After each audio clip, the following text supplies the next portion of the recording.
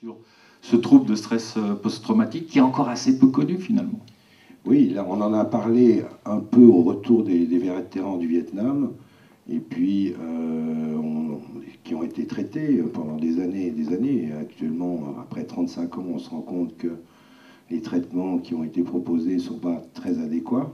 Ils sont même des fois contre-productifs. Exactement, et il n'y a pas grand-chose qui est proposé. Et puis ce stress post-traumatique, il a d'abord été défini comme un trouble anxieux. Donc on a classé tous les gens qui souffraient de cela comme des grands anxieux.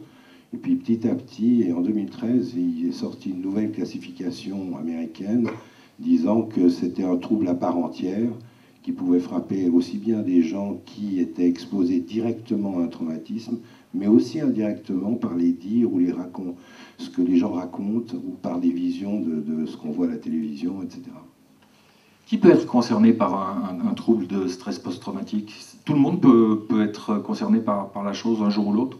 Alors il faut être témoin direct ou indirect d'un traumatisme, mais quand on parle de traumatisme, ça peut être un accident de voiture, ça peut être renversé sur un passage piéton, ça peut être les viols, ça peut être quelqu'un qui...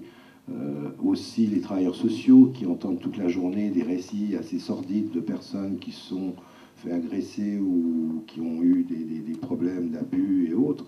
Ça peut être aussi des harcèlements importants dans certains bureaux.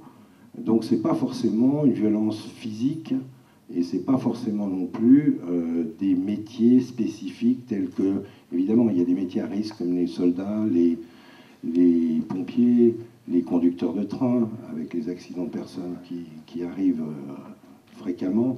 Ça peut être aussi, comme je disais tout à l'heure, les urgentistes, mais aussi les travailleurs sociaux. J'insiste là-dessus parce que c'est souvent des gens qu'on va mettre de côté en disant « ouais, mais vous entendez des histoires ». C'est les policiers, bien entendu, c'est toutes les personnes qui vont être exposées à des traumatismes. Ça, c'est, j'allais dire, des métiers à risque, mais il y a toutes les autres personnes qui peuvent être concernées simplement en ayant vécu un trauma. Puis certains vont développer le TSPT, d'autres peuvent passer à travers pendant des années et il n'y aura rien qui se passera. Et puis d'autres, ça peut survenir après 8 ans, 10 ans, moi ça fait presque 8 ans, et tout d'un coup les choses ont explosé. Alors, je me suis demandé, je vais volontairement poser une question très, très béotienne, hein. J'imagine qu'en fonction de la sensibilité des gens, ils sont plus ou moins sensibles ou potentiellement victimes de ce trouble. Est-ce que par exemple quelqu'un d'extrêmement sensible qui perdrait son emploi pourrait être sujet à ce genre de trouble? Ou quand même pas?